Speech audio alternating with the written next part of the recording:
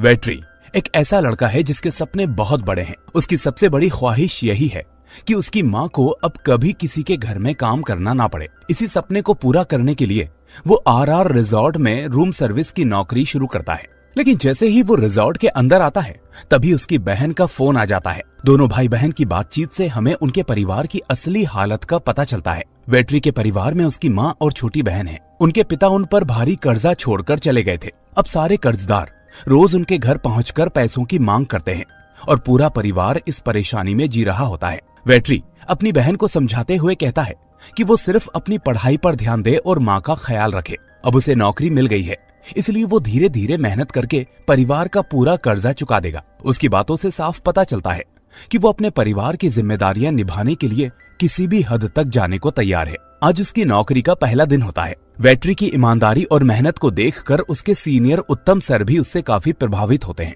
उन्हें पता चलता है कि वेट्री अपनी छोटी बहन की पढ़ाई का पूरा खर्च खुद उठाता है और अपने परिवार की सारी जिम्मेदारियां अकेले निभा रहा है। लेकिन उसकी खुशी ज्यादा देर तक नहीं टिकती। उसे पता चलता है कि उसकी सैलरी उसकी उम्मीद से काफी कम है। घर का खर्च तो है ही, ऊपर से पिता द्वारा छोड़ा गया भारी कर्ज भी उसी को चुकाना है। वेट्री ने सोचा था कि इस नौकरी की मदद से वो धीरे धीरे पूरा कर्जा उतार देगा, चाहे उसमें कई साल ही क्यों ना लग जाए। तभी उत्तम सर उसे हिम्मत देते हैं। वो कहते हैं कि अगर वेट्री इसी तरह से मेहनत और ईमानदारी से काम करता रहा तो 1 साल के अंदर उसका प्रमोशन भी होगा और सैलरी भी बढ़ जाएगी। उत्तम सर की ये बात सुनकर वेट्री के मन में फिर से उम्मीद जाग जाती है और वो पूरे जोश के साथ अपनी नई नौकरी की शुरुआत कर देता है। इसके बाद उसे हाउसकीपिंग डिपार्टमेंट के हेड के पास भेजा जाता है, जहां उसे उसके काम की जिम्मेदारियां समझाई जाती है। फिलहाल दोनों की मुलाकात बिल्कुल औपचारिक होती है। अब कहानी का फोकस रिजॉर्ट के किचन की तरफ चला जाता है। यहाँ हर चीज समय और डिसिप्लिन के हिसाब से चलती है।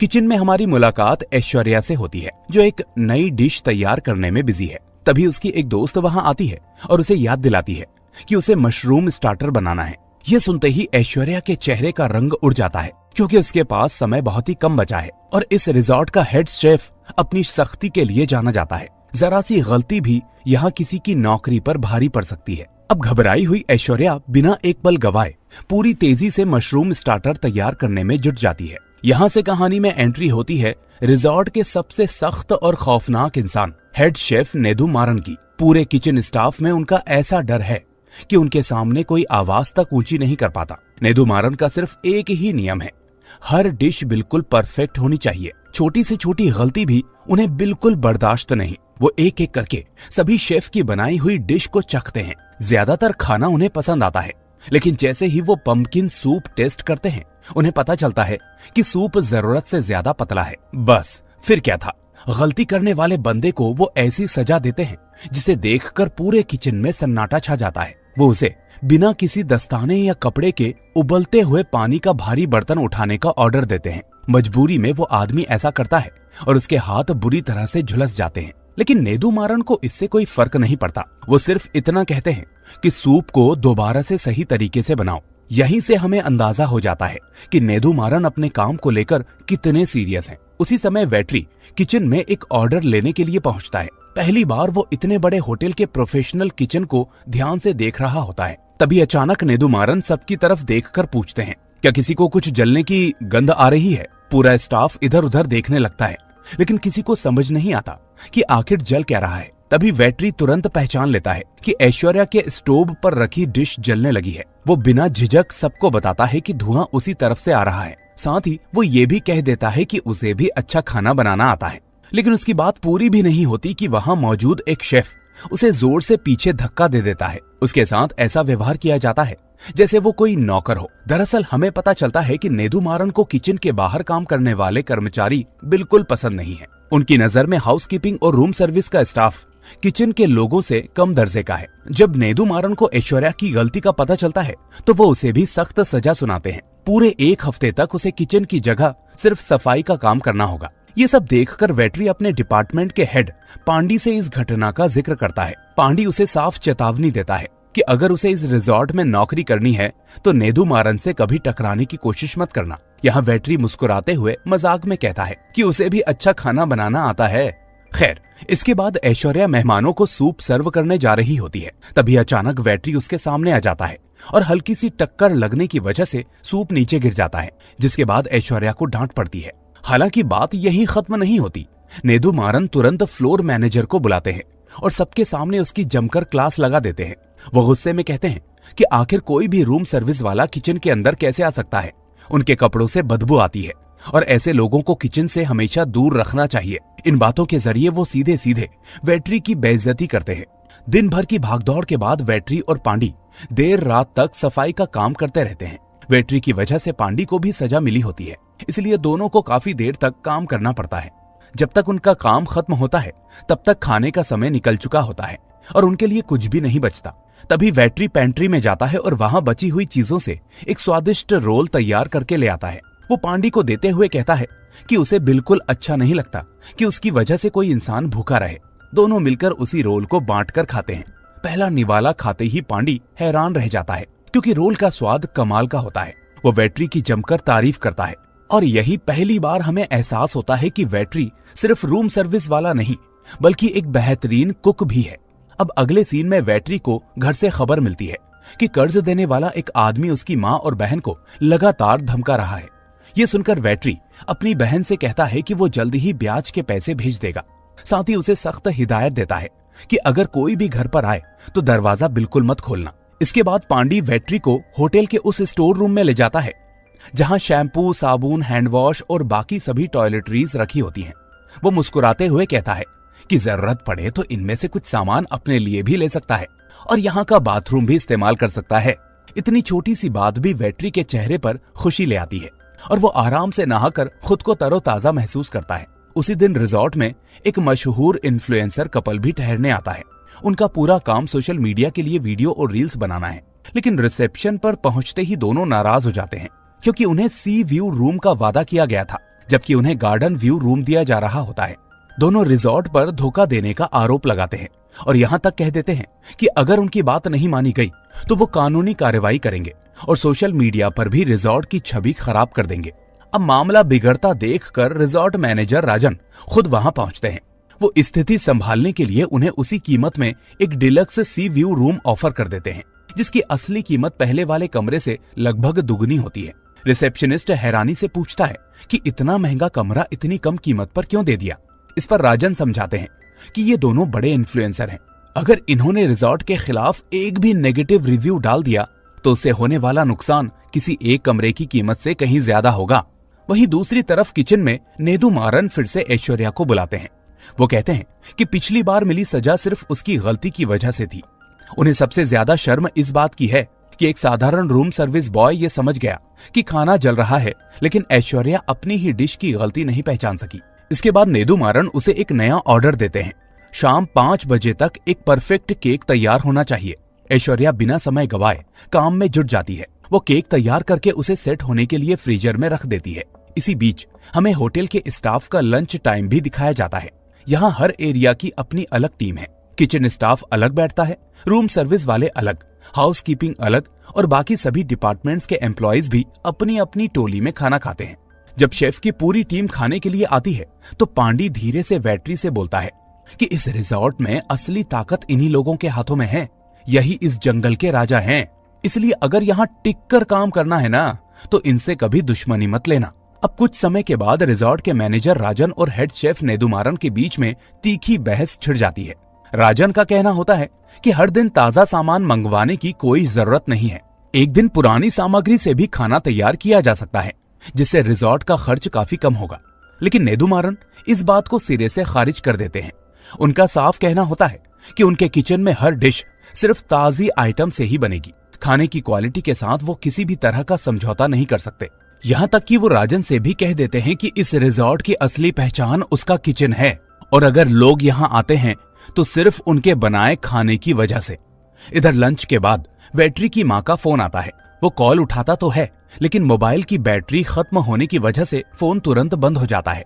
मजबूरी में वो अपना फोन चार्ज करने के लिए पास रखे फ्रीजर का प्लग निकाल देता है और उसी सॉकेट में अपना चार्जर लगा देता है। फोन चार्ज होने के बाद वो अपनी माँ से बात करता है। उसकी माँ बताती है कि कर्ज देने वाले लोग अब उन्हें सड़क पर रोककर सबके सामने बेइज्जत करने लगे हैं। वो वेट्री से 2000 रुपए मांगती है ताकि फिलहाल उनका मुंह बंद कराया जा सके। वेट्री बिना कुछ सोचे तुरंत पैसे भेज देता है, लेकिन जल्दबाजी में वो एक बहुत बड़ी गलती कर बैठता है। फोन चार्ज होने के बाद वो वहां से चला तो जाता है, लेकिन फ्रीजर का प्लग दोबारा से लगाना भूल जाता है। उसी फ्रीजर में ऐश्वर्या का बनाया हुआ केक रखा होता है। बिजली ना मिलने की वजह से वो केक पूरी तरह से खराब हो जाता है। जब ऐश्वर्या उसे देखने पहुंचती है तो उसके पैरों तले जमीन खिसक जाती है। थोड़ी देर बाद नेदुमारन वहां आते हैं और देखकर ऐश्वर्या से कहते हैं कि नीचे मेहमानों के लिए दूसरा केक तैयार है, वो लेकर जाओ। ऐश्वर्या हैरानी से पूछती है कि क्या उन्हें पहले से पता था कि उसका केक खराब हो जाएगा। इस पर नेदुमारन जवाब देते हैं कि उन्हें केक के खराब होने का अंदाजा नहीं था, लेकिन वो हमेशा एक बैकअप प्लान तैयार रखते हैं। उनके हिसाब से एक अच्छे शेफ के पास हमेशा प्लान भी होना चाहिए। हालांकि गलती किसी और की होती है, लेकिन उसकी सजा एक बार फिर से ऐश्वर्या को ही भुगतनी पड़ती है। नेदुमारन उसे फिर से एक हफ्ते के लिए किचन की सफाई और डस्टिंग का काम सौंप देते हैं। इतना ही नहीं, उसकी सैलरी में कटौती होती है और लीडर बोर्ड पर उसके परफॉर्मेंस पॉइंट्स भी कम कर दिए जाते हैं। अगले दिन ऐश्वर्या अपनी सजा के तहत किचन की सफाई कर रही होती है। तभी वेट्री वहां पहुंचता है तो उसे अंदर ही अंदर बहुत बुरा लग रहा होता है, क्योंकि उसे एहसास होता है कि ऐश्वर्या को दूसरी बार भी उसकी गलती की वजह से सजा मिली है। वो सच्चाई बताने का फैसला करता है, लेकिन तभी ऐश्वर्या गुस्से में कहती है कि जिसने भी फ्रीजर का प्लग निकाला है, अगर वो उसके हाथ लग गया तो वो उसे बिल्कुल नहीं छोड़ेगी। ये सुनते ही वेट्री डर जाता है और सच बताने की हिम्मत नहीं जुटा पाता। रात को ऐश्वर्या अपने घर लौटती है। वहां उसका इंतजार कोई और नहीं बल्कि खुद नेदुमारन कर रहे होते हैं। यहाँ हमें पता चलता है कि ऐश्वर्या नेदुमारन की अपनी बेटी है। यहाँ नेदुमारन अपनी बेटी से कहते हैं कि किचन में उन्होंने जो भी किया वो सिर्फ एक प्रोफेशनल हेड शेफ की जिम्मेदारी थी। उसने गलती की थी, इसलिए उसे सजा मिली। वो चाहते हैं कि ऐश्वर्या उस बात को दिल पर ना ले। साथ ही वो कहते हैं कि उन्हें पूरा भरोसा है कि वो अपनी बड़ी बहन की तरह उन्हें कभी निराश नहीं करेगी।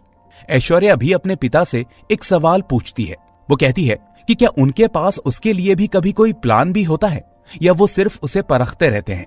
बेटी की इस बात को सुनकर नेदुमारन कुछ पल के लिए खामोश हो जाते हैं और बिना कोई जवाब दिए वहां से चले जाते हैं। इस बातचीत से साफ हो जाता है कि ऐश्वर्या अपनी मर्जी से शेफ नहीं बनी। ऐसा लगता है कि वो सिर्फ अपने पिता की इच्छा पूरी करने के लिए इस पेशे में काम कर रही है, जबकि उसका मन शायद कहीं और है। उधर पांडी वेट्री को एक ऐसा राज बताता है जिसे सुनकर वो पूरी तरह से हैरान रह जाता है। पांडी बताता है कि ऐश्वर्या कोई साधारण लड़की नहीं बल्कि हेड शेफ नेदुमारन की अपनी बेटी है। ये सुनकर वेट्री के मुंह से बस एक ही बात निकलती है, भला कोई पिता अपनी ही बेटी के साथ इतना सख्त व्यवहार कैसे कर सकता है। इसके बाद वेट्री और पांडी खाना खाने के लिए एक छोटे से ठेले पर पहुंचते हैं, लेकिन वहां जाकर पता चलता है कि खाना बनाने वाला कुक किसी काम से बाहर गया हुआ है। ठेला चलाने वाली लेडी मजबूरी में कहती है कि वो आज उन्हें खाना नहीं खिला पाएगी। तभी वेट्री मुस्कुराते हुए कहता है कि अगर इजाजत मिले तो वो खुद खाना बना सकता है। महिला उसकी बात मान जाती है और वेट्री तुरंत किचन संभाल लेता है। कुछ ही देर में वो ऐसा स्वादिष्ट खाना तैयार करता है कि ठेले पर ग्राहकों की भीड़ लग जाती है। खाने की बिक्री भी पहले से कई गुना बढ़ जाती है। वेट्री का हुनर देखकर वो लेडी इतनी खुश हो जाती है कि वेट्री और पांडी दोनों को अपने यहाँ पार्ट टाइम काम करने का ऑफर देती है। दोनों ये ऑफर खुशी खुशी एक्सेप्ट कर लेते हैं। अब दिन में तो वो रिजॉर्ट में नौकरी करेंगे और ड्यूटी खत्म होने के बाद शाम को ठेले पर काम करके कुछ एक्स्ट्रा पैसे भी कमाएंगे। इधर रिजॉर्ट में मैनेजर राजन मालिक से मिलने पहुंचता है। वो नेदुमारन की शिकायत करते हुए कहता है कि हर दिन महंगी और ताजी सामग्री मंगवाने की वजह से रिजॉर्ट का खर्च लगातार बढ़ रहा है और मुनाफा लगभग खत्म होता जा रहा है। रिजॉर्ट का मालिक उसकी बात को सुनकर कहता है कि इस मुद्दे पर जल्द ही एक मीटिंग होगी और वही फैसला लिया जाएगा। बातचीत के दौरान राजन की नजर दीवार पर लगी एक पुरानी तस्वीर पर पड़ती है। उसी तस्वीर से हमें पता चलता है कि कभी वो रिजॉर्ट मालिक की बेटी से प्यार करता था, लेकिन मालिक ने अपनी बेटी की शादी किसी और से कर दी थी। वहीं दूसरी ओर वेट्री उस इन्फ्लुएंसर कपल के कमरे में खाना पहुंचाने जाता है। वहां पहुंचकर वो देखता है कि दोनों अपने फोन से वीडियो बनाने में इतने बिजी हैं कि उन्हें अपने छोटे बच्चे की भी कोई परवाह नहीं है। वेट्री चुपचाप खाना रख देता है और जाते जाते बच्चे से प्यार से कहता है, खाना ठंडा होने से पहले खा लेना। उधर नेदुमारन अपने कुछ पुराने दोस्तों को रिजॉर्ट बुलाते हैं। वो उन्हें अपनी मशहूर सिग्नेचर डिश यानी रिजॉर्ट का सबसे लोकप्रिय सूप चखाते हैं। सूप का स्वाद इतना शानदार होता है कि उनके दोस्त उसकी जमकर तारीफ करते हैं, लेकिन लाख कोशिश करने के बाद भी कोई ये नहीं समझ पाता कि उसमें कौन कौन सी खास चीजें इस्तेमाल की गई हैं। दूर खड़ा वेटरी ये सब बड़े ध्यान से देख रहा होता है। वो पांडी से पूछता है कि ये लोग कौन हैं। पांडी बताता है कि ये नेदुमारन के खास दोस्त हैं और जब भी वो कोई नई डिश तैयार करते हैं तो सबसे पहले इन्हीं को उसका स्वाद चखाते हैं। दोस्तों के जाने के बाद वेटरी खुद को रोक नहीं पाता। वो बचा हुआ सूप चखता है और सिर्फ एक स्वाद से ही लगभग सारी चीजें पहचान लेता है। उसकी यही काबिलियत साफ दिखाती है कि ये बंदा कोई साधारण लड़का नहीं है। वहीं अगले दिन इन्फ्लुएंसर कपल हंगामा खड़ा कर देता है। उनका मोबाइल फोन गायब हो जाता है और बिना किसी सबूत के वो होटल के कर्मचारियों पर चोरी का आरोप लगाने लगते हैं। मामला बढ़ने पर सीसीटीवी फुटेज देखी जाती है। तब पता चलता है कि फोन किसी स्टाफ ने नहीं बल्कि उनके अपने छोटे बच्चे ने ही खेल खेल में फेंक दिया था। अब सच्चाई सामने आने के बाद दोनों अपने बच्चे पर गुस्सा निकालने लगते हैं। ये देखकर वेटरी खुद को रोक नहीं पाता। वो उनसे कहता है कि गलती बच्चे की नहीं है, आप दोनों हर समय फोन और रील्स बनाने में व्यस्त रहते हैं। शायद इसी वजह से बच्चे ने उस फोन को अपना दुश्मन समझकर फेंक दिया होगा। हालांकि वेटरी की बात बिल्कुल सही होती है, लेकिन मेहमानों के जाने के बाद मैनेजर राजन उसी को डांट देते हैं। वो कहते हैं कि किसी स्टाफ को मेहमानों से इस तरह से बहस करने का कोई अधिकार नहीं है।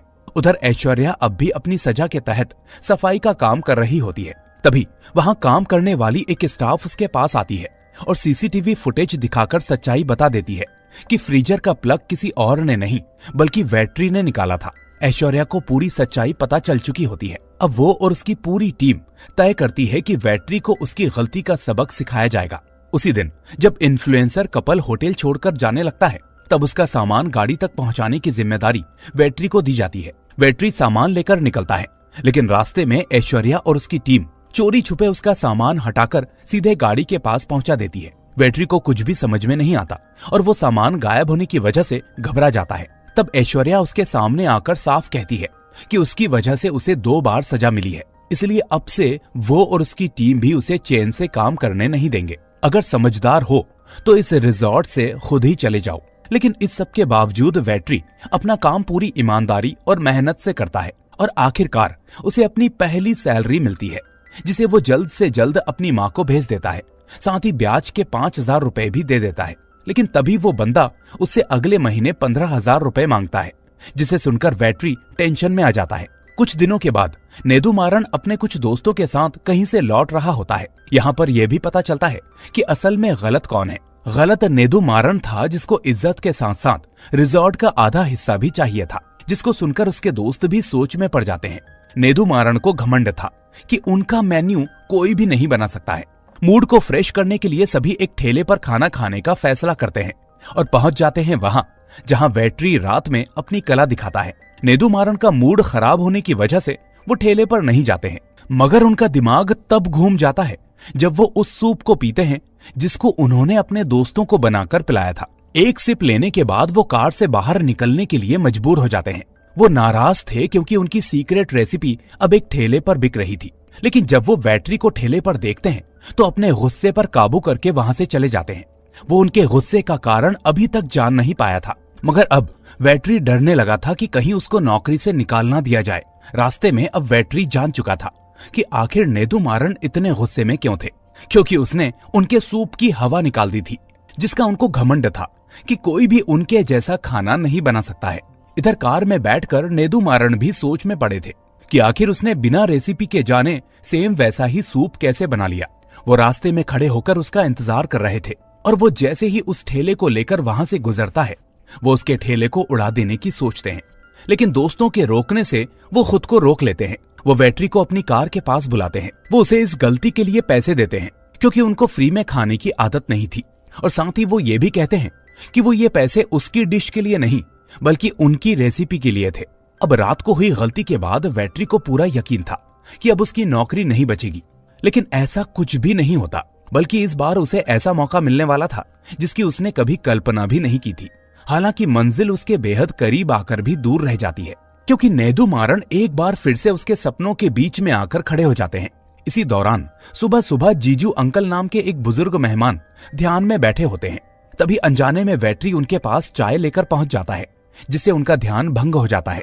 इस पूरी घटना को पांडी भी देख रहा होता है। बाद में वो वैट्री को बताता है कि जीजू अंकल इतने सख्त स्वभाव के क्यों हैं, लेकिन बातों बातों में वो उसे पिछली रात की घटना भी याद दिला देता है और सलाह देता है कि अगर अपनी नौकरी बचानी है तो नेदू मारन से माफी मांग लेने में ही समझदारी होगी। वैट्री भी यही फैसला करता है और नेदू मारन से माफी मांगने निकल पड़ता है। उधर अपनी सिग्नेचर रेसिपी दोबारा से बन जाने के बाद नेदू मारन अब भी गुस्से में होते हैं। वो तुरंत फैसला लेते हैं कि आज से उनकी मशहूर सिग्नेचर सूप मेन्यू का हिस्सा नहीं रहेगी। उसकी जगह पर वो एक नई डिश तैयार करते हैं और सभी शेफ को उसे टेस्ट कराकर आगे से वही परोसने का आदेश देते हैं। इसके बाद वो पूरे किचन स्टाफ के सामने गुस्से में कहते हैं कि उनकी सबसे खास रेसिपी किसी ने चुरा ली है। और सबसे हैरानी की बात यह है कि वो कोई शेफ नहीं बल्कि एक साधारण सा रूम सर्विस बॉय है। उन्हें इस बात का भी अफसोस होता है कि उनके इतने अनुभवी शेफ उस रेसिपी को कभी समझ नहीं पाए, लेकिन एक मामूली से कर्मचारी ने उसे सिर्फ एक बार चखकर दोबारा से तैयार कर दिया। इसी बीच वैट्री उनके सामने पहुंचकर माफी मांगता है, हालांकि यह गलती कम और उसकी काबिलियत ज्यादा थी। नेदू मारन भी अब खुद को रोक नहीं पाते और उससे पूछते हैं कि आखिर उसने उनकी सिग्नेचर रेसिपी को इतनी आसानी से कैसे समझ लिया। वैट्री पूरी सच्चाई बता देता है और कहता है कि जब नेदू मारन के दोस्त सूप अधूरा छोड़कर चले गए थे तब उसने उसे टेस्ट किया था और बचपन से खाना बनाने के एक्सपीरियंस की वजह से वो उसकी पूरी रेसिपी समझ गया। इसके बाद वो अपने दिल की सबसे बड़ी इच्छा भी जाहिर करता है। वो कहता है कि उसका सपना इस रिजॉर्ट के किचन में शेफ बनकर काम करना है, लेकिन नेदू मारन उसके सपने का मजाक उड़ाते हुए उसे साफ मना कर देते हैं। ये पूरी बातचीत ऐश्वर्या भी दूर खड़ी होकर सुन रही होती है। हालांकि बाहर से नेदू मारन ने वैट्री को ठुकरा दिया, लेकिन उसके हुनर ने उनके मन में कई सवाल जरूर पैदा कर दिए थे। जब वैट्री वापस पांडी के पास आता है और पूरी बात बताता है तो पांडी को भी यकीन नहीं होता कि नेदू मारन ने उससे इतनी देर तक बातचीत की। हालांकि वो वैट्री की बढ़ा चढ़ाकर बातें करने की आदत को भी अच्छी तरह से जानता था। इधर जीजू अंकल भी किचन में नाराज हो जाते हैं। उन्होंने रसम चावल मंगवाया था, लेकिन उसकी जगह पर उन्हें दूसरी डिश परोस दी जाती है। वो साफ कह देते हैं कि उन्हें वही खाना चाहिए जो उन्होंने ऑर्डर किया था। ये बात वैट्री सुन लेता है और तुरंत समझ जाता है कि यही उसके हुनर को साबित करने का सबसे अच्छा मौका है। वो अपने कमरे में जाकर पूरे मन से रसम चावल तैयार करता है और अगले दिन खुद अपने हाथों से रघुपति अंकल यानी जीजू अंकल को परोसता है। पहला निवाला खाते ही जीजू अंकल की आंखें चमक उठती हैं।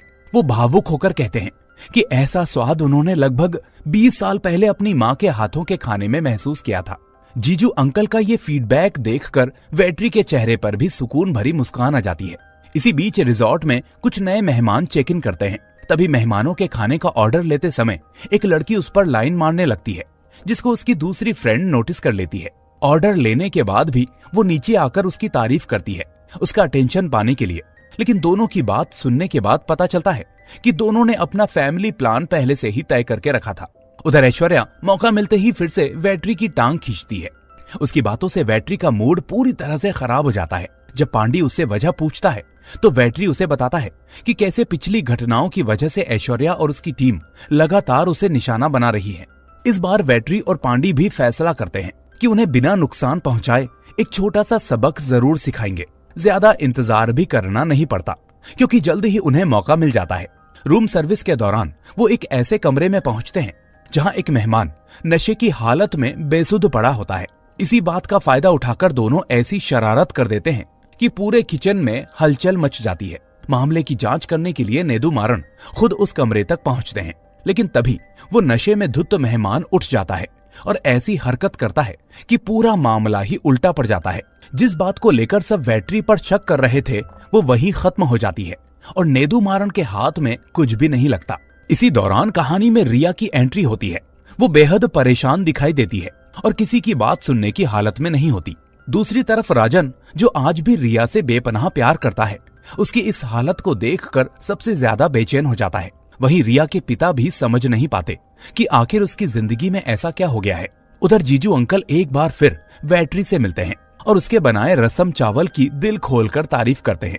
वो बताते हैं कि लगभग 20 साल पहले उनकी गर्लफ्रेंड भी बिल्कुल ऐसा ही रसम चावल बनाया करती थी। इसी वजह से वो दोबारा वैट्री की माँ का नाम पूछते हैं, लेकिन नाम सुनकर उन्हें यकीन हो जाता है कि वो उनकी पुरानी प्रेमिका नहीं है। जीजू अंकल वैट्री को उसके खाने के पैसे देना चाहते हैं, लेकिन वेट्री एक बार फिर से पैसे लेने से मना कर देता है। उसके दिमाग में अब कोई और ही प्लान चल रहा होता है, जिसका अंदाजा शायद पांडी को भी नहीं होता। उधर ऐश्वर्या को आखिरकार पता चल जाता है कि किचन में हुई पिछली गड़बड़ी के पीछे असली वजह कौन थी। हालांकि सच्चाई जानने के बाद भी वो और वेट्री एक दूसरे के सामने ऐसे व्यवहार करते हैं जैसे उन्हें कुछ पता ही ना हो। अब उसी समय रिया के पिता को भी ये सच मालूम पड़ जाता है कि रिया अपने पति से तलाक लेने का फैसला कर चुकी है। वो उससे बात करने की कोशिश करते हैं, लेकिन रिया फिलहाल किसी से भी इस बारे में चर्चा करना नहीं चाहती। दूसरी तरफ एनिमल क्रुएलिटी संस्था के मेहमानों के लिए खाना भेजने की जिम्मेदारी वेट्री को मिलती है। ऐश्वर्या अपना पुराना बदला लेने के लिए चुपके से वेज खाने की जगह नॉन वेज डिश रख देती है। वेट्री को इस साजिश का पता तब चलता है जब वो खाना मेहमानों के सामने परोस चुका होता है। ऐश्वर्या और उसकी टीम दूर खड़ी होकर अपनी चाल कामयाब होते देख खुश हो रही होती है। इसके बाद वेट्री ठेले वाली अक्का से कुछ एडवांस पैसे मांगता है, लेकिन वो मना कर देती है। हालांकि उसी समय जब उनकी बेटी पढ़ाई के लिए पैसे मांगती है तो वो बिना एक पल सोचे उसे पैसे दे देती है। ये देखकर वेट्री कुछ कहता तो नहीं, लेकिन उसकी मजबूरी साफ दिखाई देती है। उसी रात वेट्री की नजर ऐश्वर्या पर पड़ती है। वो चुपचाप उसकी स्कूटी का पीछा करता है और एक ऐसा राज जान लेता है जिसके बारे में रिजॉर्ट में शायद ही किसी को पता हो। ऐश्वर्या को गाने का बेहद शौक है और वो रात में एक रेस्टोरेंट में मास्क पहनकर गाना गाती है। वेट्री ये बात बाद में पांडी को भी बताता है, लेकिन उसके मन में एक सवाल अब भी घूम रहा होता है। अगर ऐश्वर्या को गाना गाना इतना पसंद है तो वो अपनी पहचान छुपाकर मास्क पहनकर क्यों गाती है? आखिर वो अपने इस हुनर को दुनिया से छुपाना क्यों चाहती है? यहीं से कहानी में ऐश्वर्या के सबसे बड़े राज का खुलासा होने लगता है।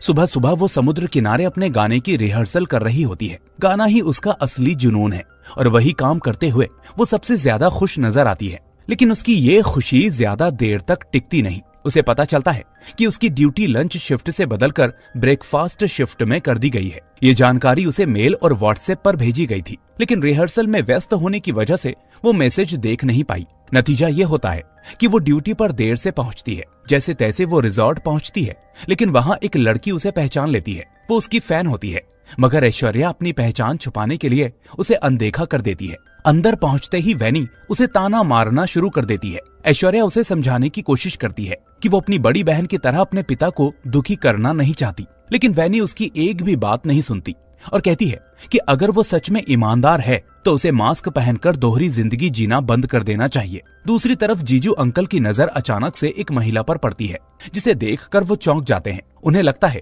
कि शायद ये वही पद्मा है जिससे वो 20 साल पहले प्यार करते थे। अपने शक को यकीन में बदलने के लिए वो वेट्री की हेल्प लेते हैं। वेट्री जांच पड़ताल करने के बाद पुष्टि कर देता है कि वो महिला सचमुच में वही पद्मा है। इधर किचन में ऐश्वर्या और वैनी वेट्री को सबक सिखाने की नई योजना बना रही होती हैं, क्योंकि वेट्री ने नॉनवेज वाली घटना की शिकायत उत्तम सर से कर दी थी। लेकिन उन्हें पता नहीं होता कि उनकी पूरी बातचीत वेट्री की टीम का एक लड़का सुन चुका होता है। उधर वेट्री एक खूबसूरत काम करता है। वो पुराने सॉन्ग्स की मदद से जीजू अंकल और पद्मा की मुलाकात करवा देता है। वही धुन जिसे कभी जीजू अंकल खुद बजाया करते थे। ये धुन दोनों की पुरानी यादें ताजा कर देती है। इसी बीच रिया और ऐश्वर्या की भी मुलाकात होती है। रिया के मन में बहुत कुछ होता है, लेकिन वो खुलकर कुछ नहीं कह पाती। आखिरकार वो ऐश्वर्या को बीच पर मिलने के लिए बुलाती है, ताकि वो अपनी सारी बातें उससे अकेले में साझा कर सके। उधर किचन में सुनी हुई सारी बातें वेट्री तक पहुंच जाती हैं। ये जानने के बाद कि ऐश्वर्या और वैनी उसके खिलाफ कुछ करने वाली हैं,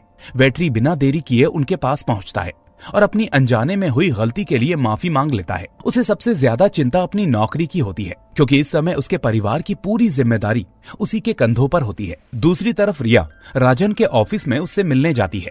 दोनों के बीच कुछ इमोशनल बातें होती है। जाते जाते रिया वहाँ एक छोटी सी चीज छोड़ जाती है, जिसे उसने बातचीत के दौरान यूं ही बना दिया था। राजन उसे बड़े संभाल कर अपने पास रख लेता है। वहीं शाम को रिया और ऐश्वर्या बीच पर मिलती हैं। रिया पिछले 5 सालों का अपना दर्द, अपनी तकलीफें और अपने रिश्ते की सारी परेशानियां ऐश्वर्या के सामने खोलकर रख देती है। लेकिन तभी अचानक से रिया की तबीयत बिगड़ जाती है और वो बेहोश होकर गिर पड़ती है। उसे संभालते हुए ऐश्वर्या को एक ऐसा सच पता चलता है जो अब तक किसी को नहीं मालूम था, और वो ये था कि रिया असल में प्रेग्नेंट है। ये राज अब सिर्फ ऐश्वर्या को पता है। कुछ देर के बाद ऐश्वर्या और वैनी को रास्ते में भूख लगती है। दोनों उसी ठेले पर पहुंचती हैं जहां रात के समय वैट्री खाना बनाता है। उन्हें ये देखकर हैरानी होती है कि वैट्री यहाँ भी अपने हुनर से लोगों का दिल जीत रहा है। वैट्री उन्हें वही मशहूर सूप चखने के लिए देता है। पहला सिप लेते ही वैनी समझ जाती है कि ये तो वही सिग्नेचर सूप है, जबकि ऐश्वर्या को पहली बार पता चलता है कि नेदुमारन की मशहूर रेसिपी को दोबारा से बनाने वाला कोई और नहीं बल्कि वैट्री ही था। लेकिन तभी वैट्री की एक बात को सुनकर ऐश्वर्या अचानक से अपना सूप अधूरा छोड़ देती है और वहां से चली जाती है। उसे डर लगने लगता है कि अब वैट्री उसके गाने वाले राज के बारे में सब जान चुका है। कहीं वो बदला लेने के लिए ये सच उसके पिता को ना बता दे। वहीं दूसरी तरफ वैट्री बिल्कुल उलझन में पड़ जाता है। उसे समझ ही नहीं आता कि आखिर उसकी किस बात से ऐश्वर्या इतनी परेशान होकर वहां से चली गई, क्योंकि उसके मन में तो ऐसा कोई गलत इरादा था ही नहीं। इधर रिया अपनी जिंदगी का सबसे मुश्किल फैसला लेने की तैयारी कर चुकी होती है। वो अपने बच्चे को जन्म देना नहीं चाहती। इसी वजह से वो मेडिकल स्टोर से ऐसी दवा खरीद लेती है जिसे देने में दुकानदार भी हिचकिचा रहा होता है, लेकिन पैसों के सामने आखिरकार वो दवा दे देता है। हालांकि दवा हाथ में आने के बाद भी रिया उसे खाने की हिम्मत जुटा नहीं पाती। उसके मन में बार बार यही सवाल उठ रहा होता है कि शायद उसे एक बार फिर से सोच लेना चाहिए। दूसरी तरफ रिजॉर्ट में नेदुमारन अपनी टीम के साथ कुछ खास मेहमानों के लिए एक नई डिश तैयार कर रहे होते हैं। डिश बनाते समय वो हर छोटी बड़ी चीज पर ध्यान देते हैं, लेकिन इस बार उनसे एक छोटी सी गलती हो जाती है। वो डिश की सही टाइमिंग नोट करना भूल जाते हैं। हालांकि दूर खड़ा वैट्री पूरी प्रक्रिया को ध्यान से देख रहा होता है। वो हर स्टेप के साथ साथ उसकी टाइमिंग भी याद कर लेता है। डिश तैयार होने के बाद नेदुमारन अपने स्टाफ की जमकर क्लास लगाते हैं कि किसी ने भी सही टाइमिंग नोट नहीं की। इसके बाद किचन के बाकी कर्मचारियों को भी वैट्री से चिढ़ होने लगती है। वहीं वैट्री को लगता है कि शायद इस बार उसकी मेहनत को देखकर नेदुमारन उसकी तारीफ करेंगे, लेकिन होता ठीक उल्टा है। शाबाशी मिलने की जगह उसे भी वही अपमान सुनना पड़ता है जो अब तक किचन का हर कर्मचारी सुनता आया था। उधर रिया के हाथ में अब भी वो दवा होती है, लेकिन वो उसे खा नहीं पाती। उसके दिल में अब भी उम्मीद की एक छोटी सी किरण बाकी होती है। इसी बीच ऐश्वर्या और वैनी समुद्र किनारे नाव पर बैठकर शराब पी रही होती हैं और वहां वो अपनी जिंदगी की परेशानियां एक दूसरे से साझा कर रही होती हैं। तभी अचानक नेदुमारन का फोन आता है। वो बताते हैं कि रिजॉर्ट में कुछ कोरियन मेहमान आए हैं और उनके लिए तुरंत उनकी पसंद का खाना तैयार करना होगा। अब दोनों बड़ी ही मुश्किल में फंस जाती हैं, क्योंकि नशे की हालत में उनके लिए किचन संभालना आसान नहीं था। ये बात वैट्री भी समझ जाता है। वो चुपचाप किचन में जाता है और अपनी तरफ से एक नई डिश तैयार कर देता है।